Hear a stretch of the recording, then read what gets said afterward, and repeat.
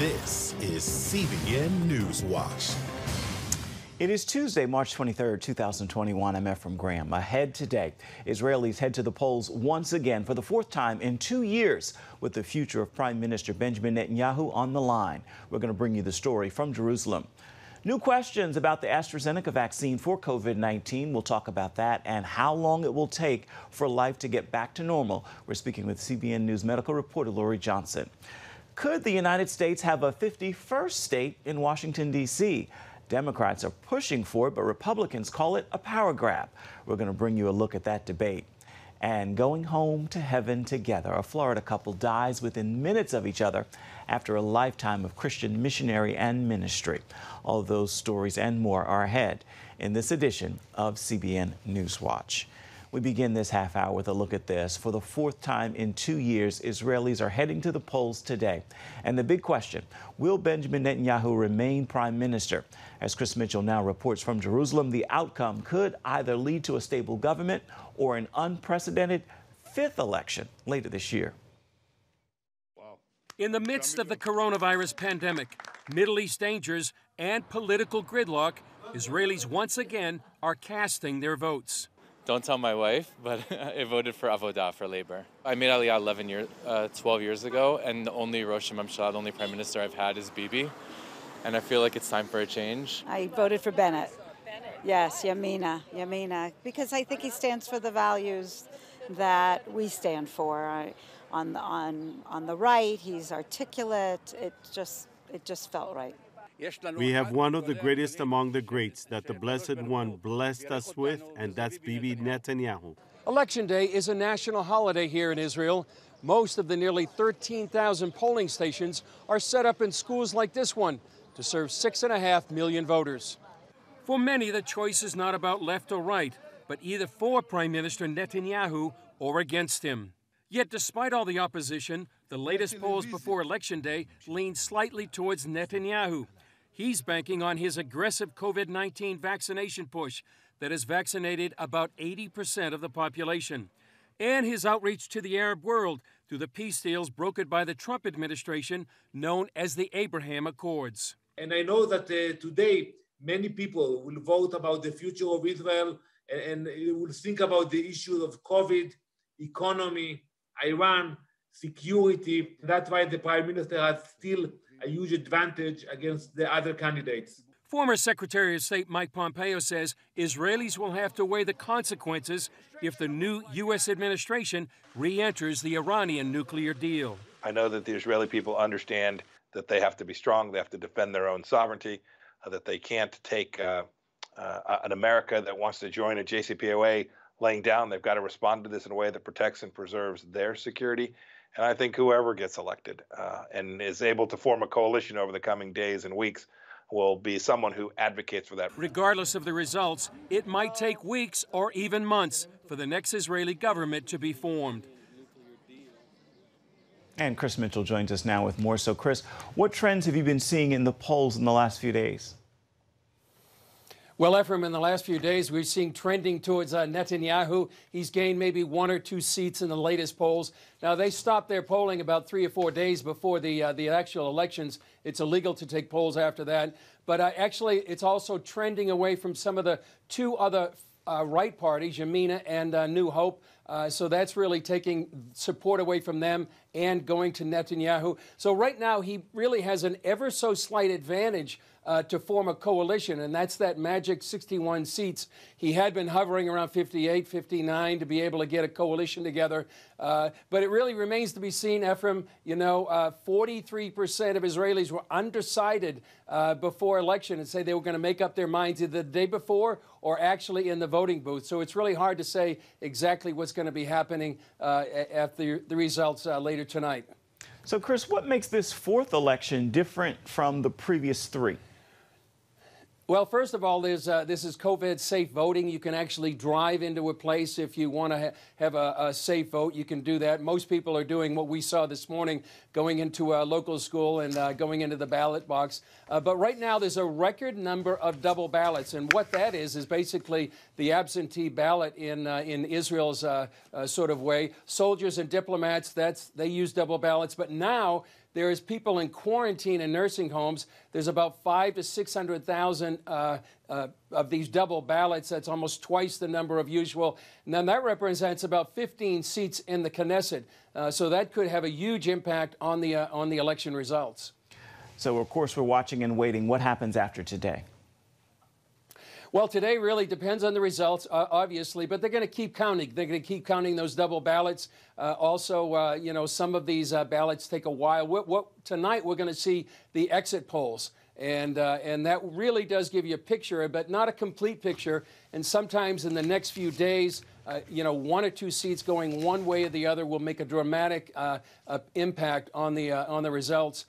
What's going to happen then is when the results are all in by March 31st, then the parties, the separate parties that are in the Knesset are going to go to the president, and they're going to recommend who the next prime minister is going to be. Now, the president will then make a decision to choose perhaps Likud, perhaps Yair Lapid and Yeshatid to be the next prime minister. So that's the next section. And then when he chooses who's going to be the potential prime minister, they have 30 days to put together a coalition government. That means a lot of political horse trading is going on in the next few days once the results finally get together.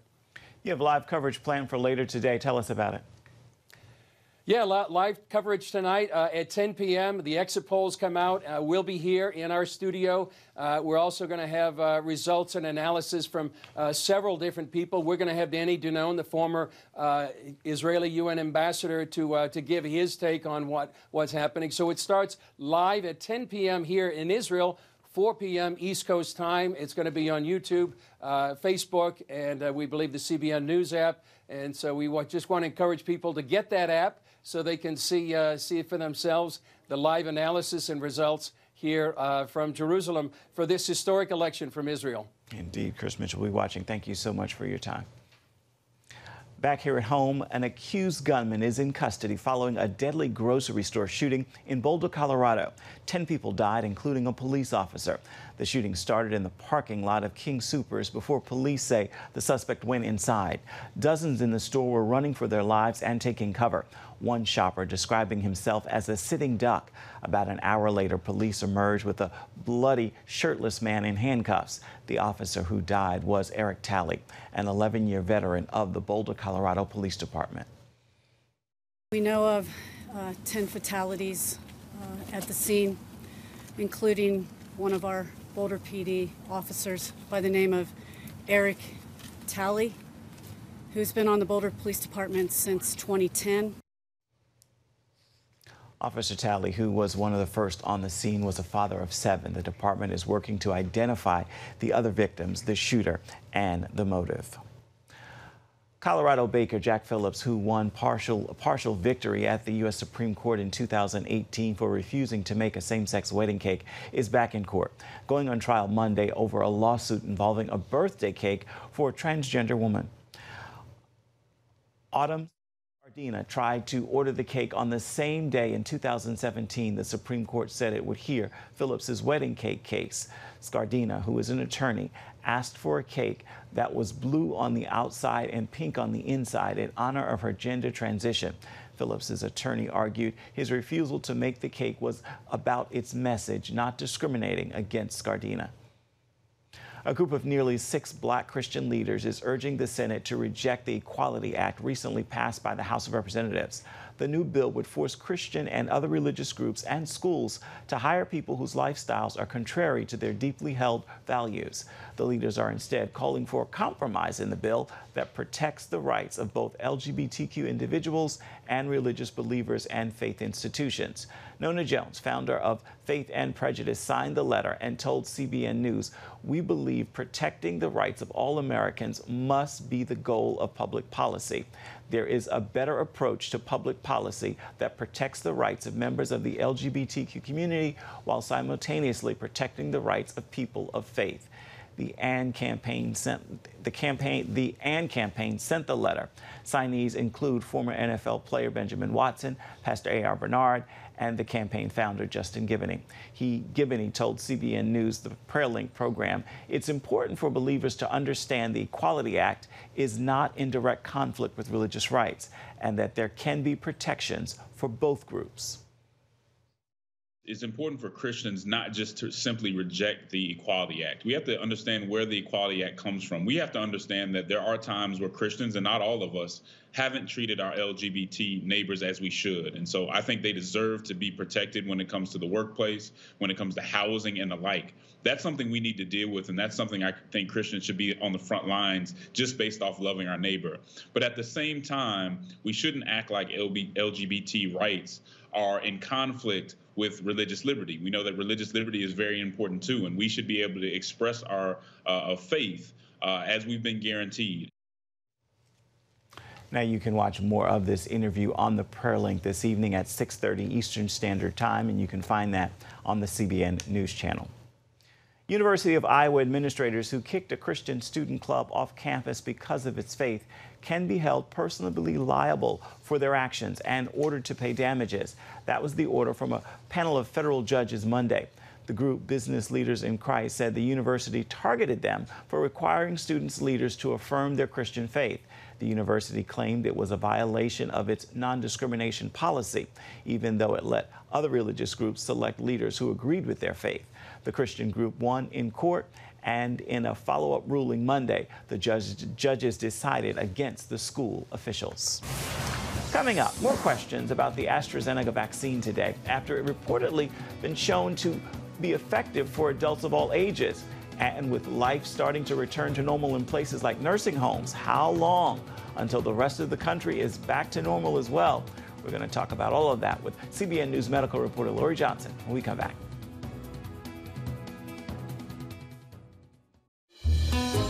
Daddy? Yeah, buddy? How many nickels are in a dollar? There are 20 nickels in a dollar. How do birds fly? Does milk really make my bones stronger? Yeah. Daddy, when we die, will we go to heaven? Do you have the answer to life's biggest question? Call the 700 Club. We'll help you find answers to the important questions life brings your way. Watch breaking news, in-depth exclusive stories and programs from health to entertainment you won't find anywhere else. The CBN News Channel, a perspective you can trust. Enjoy credible news reporting from around the world. Discover inspiring programs and stories of hope, all in one place from a Christian perspective. The CBN News Channel, a perspective you can trust. To watch the CBN News Channel, download the app or visit cbnnewschannel.com. Hello, I'm Dr. David Perlmutter, board-certified neurologist and #1 New York Times best-selling author. Wouldn't it be great to boost your energy, eliminate brain fog, and even reverse brain disease? Well, you can, and I'm going to show you how, along with some of the world's most well-respected brain experts in this DVD, Protect Your Brain. Get Protect Your Brain, a free DVD only from the Christian Broadcasting Network, featuring experts on the cutting edge of neuroscience and brain health. No matter how many times you've failed in the past, you really can do this. In Protect Your Brain, you'll discover simple strategies to keep your brain young and healthy. Improve your memory. Discover the gut-brain connection. In Protect Your Brain, get your free copy at cbn.com or call 1-800-700-7000. If you want to improve the quality of your life, get the DVD Protect Your Brain and get it today. Results from the U.S. trial of AstraZeneca's COVID-19 vaccine may have include, quote, outdated information, and that could mean the company gave an incomplete view of how effective the vaccine is. That word from the federal health officials earlier today. With us now for more on this and the outlook for COVID-19 in the United States is our CBN News medical reporter Lori Johnson. So it looked like the concerns about this vaccine had been dispelled. What's the story here? Well, Ephraim, the big takeaway is the rigorous process that vaccines have to go through here in the United States. Remember, this is a government agency that was going through this data with a fine-tooth comb, a government agency, and said, wait a second, the dates on some of this look a little bit outdated. So they were talking about efficacy data that may be kind of old, perhaps before the variants started popping up in the United States. We know that AstraZeneca said that the vaccine is 78% effective against symptomatic disease and 100% effective against severe disease, hospitalization, and death. So AstraZeneca has not even applied yet for an EUA, an emergency use authorization from the FDA. They're expected to do that next week. If the vaccine is approved, it won't even be available to the general public until May. And by that time, there will be plenty of Pfizer, Moderna, Johnson & Johnson vaccines for everyone in the United States. So if the AstraZeneca vaccine is approved here, it might be one of those ones that we give to other countries. Speaking of vaccines, you got vaccinated yourself yesterday. Tell us about it. I did. It was a great process. It didn't hurt a bit. I went to a mass vaccination site, and it was really a great feeling. You know, a lot of people were there, and there was sort of a feeling of camaraderie. I felt, it seemed like a lot of other people felt like, hey, we're doing something to help solve this problem. Health officials say that vaccination is the way out of this pandemic.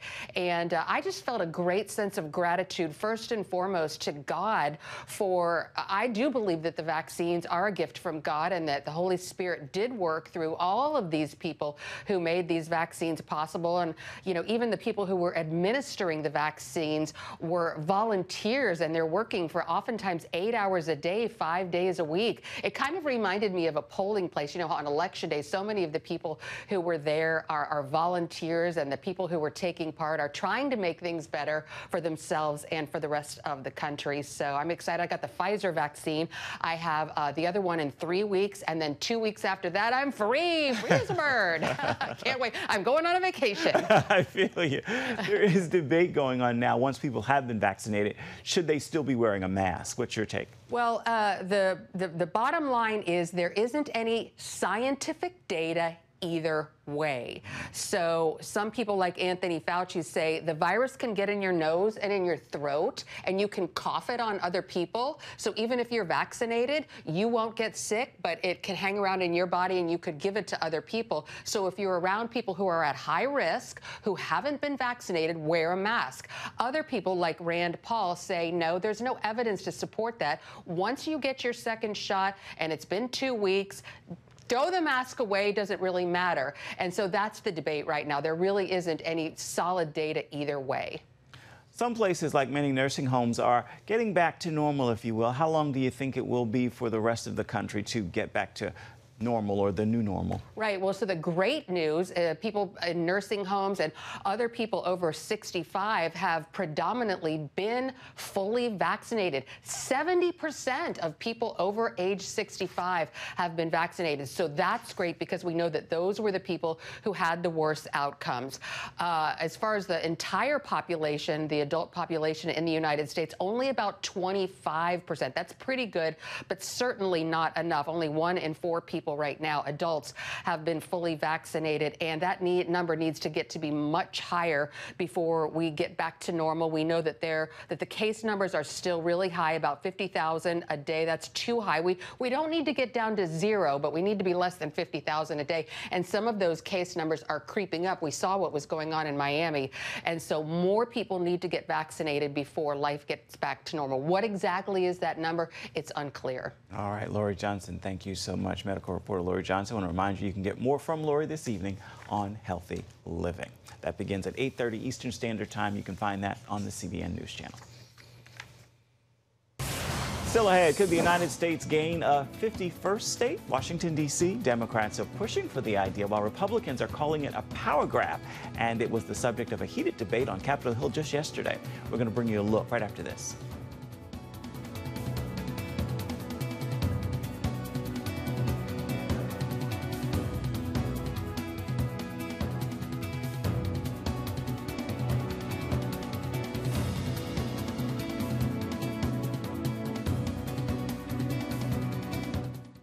Hey, if you're tired and exhausted all day, you can't think clearly, and you really just need a cup or even a pot of coffee to get through your day, then join me, Dr. Josh Axe, for this new series where I'm going to teach you how to transform your diet and use essential oils and supplements to get a better night's sleep. Wake up to your best life. Call 1-800-700-7000 to get your free DVD or booklet of Protect Your Sleep today.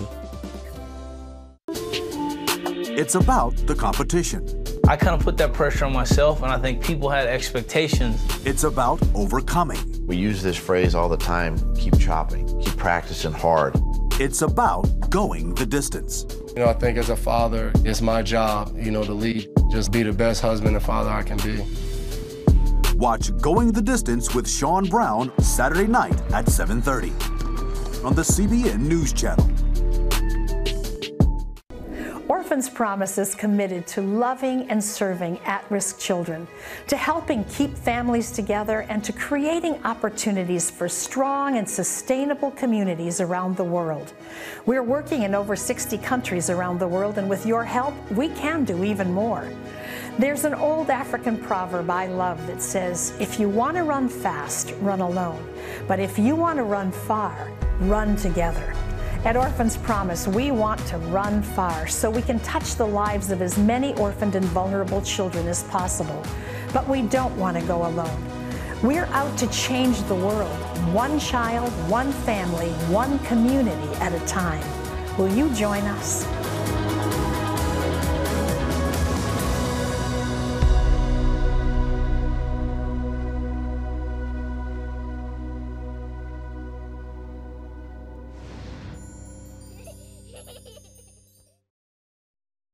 A heated debate at the Capitol Monday over whether Washington, D.C. should become the 51st state, a political battle brewing for decades that's gained momentum in recent years.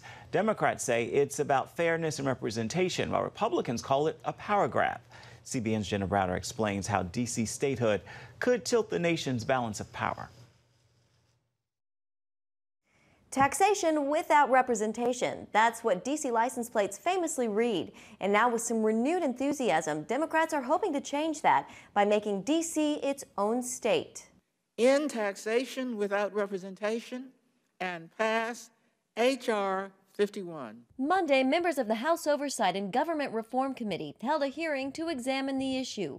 Should Washington, D.C. be its own state? After years of stagnation and indifference to the rights of thousands of D.C. residents, there is real and sustained momentum behind this effort. Once seen as a far-left idea, D.C. statehood is now supported by almost all Democrats. And with control of the House, Senate, and White House, this could be their time. The same bill fell flat in 2020. Is there a constitutional reason that the nation's capital is not a state? Yes, absolutely. There's several constitutional reasons why Congress cannot, by simple legislation, transform the District of Columbia into our nation's 51st state. Zach Smith with the Heritage Foundation testified at the hearing. There's the issue of the 23rd Amendment, which gave the district electoral college votes for president and vice president. That should certainly be repealed before D.C. becomes a state. And then there's also the issue, we hear a lot, 37 times previously in our history, states have been admitted by simple legislation. Well, that's true, but no other state owes its very existence to a separate provision of the Constitution, which the district does. Meanwhile, Republicans see the effort as a blatant power grab. Let's be very clear. Today's hearing is all about creating 2 new Democratic U.S. Senate seats. Since D.C. consistently supports the Democratic nominee for president, statehood would tilt the balance of power in the Senate to Democrats. And that's why Republicans want to keep it neutral, independent of any state. It's our duty as representatives for all Americans that we safeguard their capital. And even if this bill passes the House, it faces an uphill battle in the Senate because of the filibuster rule, which requires 60 votes for passage. In Washington, Jenna Browder, CBN News. Coming up, a Florida couple dies from COVID-19 just minutes apart after nearly 67 years of marriage and a lifetime of Christian ministry. We're going to bring you their story when we come back. Stay with us. On October 1st, 1961, history was made when a tiny station began transmitting the first signals of the Christian Broadcasting Network. CBN, the Christian Broadcasting Network. And now, a new era has begun with the all-new CBN News Channel. Just moments ago, the Iron Dome intercepted an incoming rocket right on the Gaza border. Administering in this area, spiritual warfare is definitely involved. A 24/7 news network, bringing you the news you want from a source you can trust. In Kenya, 40% of the medical services are actually provided by these Christian hospitals. Let's talk about the economy. Believers here are joining together to win people to Jesus Christ. All your favorite shows now in one place. Go to CBNNewsChannel.com to find out how to get the CBN News Channel on your TV all day, every day. CBN News.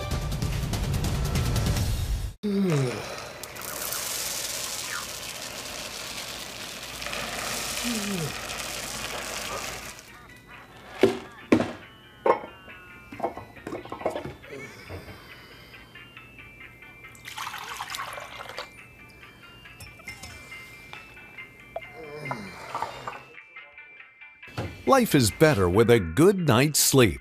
Get your free DVD or booklet of Protect Your Sleep today. Life. It's meant to be lived fully. Jesus said it. I came to give you life. Life to the fullest. Life in your family. Life in your finances. Life in your body, mind, and spirit. Life in your everyday. At CBN.com, we're taking what Jesus said seriously. We're here to help you discover life. Life. Live it fully. CBN.com. Your news channel. Your shows. The stories you care about. Anytime you want. Anywhere you want. Download the CBN News app today. A Florida couple who served together as Christian ministers and missionaries and were married for nearly 67 years died within minutes of each other from COVID-19 at the start of this month. Bill and Esther Illinisky worked hand in hand in the Caribbean and the Middle East, then came back to the United States, where Bill became a pastor in Florida before retiring just 3 years ago. His wife launched Esther Network International, which focused on teaching children how to pray. The couple's only child, Sarah Malusky, said it was difficult to lose both of them on the same day, but the idea of one without the other was inconceivable. She said they, quote, were always, always together. And they were pastors to CBN News Middle East reporter Julie Stahl's mother. Julie said they were amazing believers with a true pastor's heart, listening to the Lord and caring for the sheep. Time now for your Tuesday Tweetable. Here's a message to motivate you, and I hope you'll post, tag, tweet, and share it with others. Jesus paid the debt you owed, and it was a price you could not afford. He gave a sinless life. Think on that as we draw closer to Easter celebrations and allow your life to be fully embraced by the love of your Heavenly Father. That's going to do it for this edition of CBN News Watch. Thank you so much for watching. Remember, you can always find more of our programs on the CBN News Channel at any time. You can also find them online at cbnnews.com. We'd love to know what you think about the stories you've seen here today. You can email us at the address right there at the bottom of your screen, newswatch@cbn.com. And of course, you can always reach out and touch us on Facebook, Twitter, and Instagram. We would love to hear from you. Hope you will make this a terrific Tuesday and join us right back here, same time tomorrow. Goodbye, everybody, and God bless. Thank you so much for watching.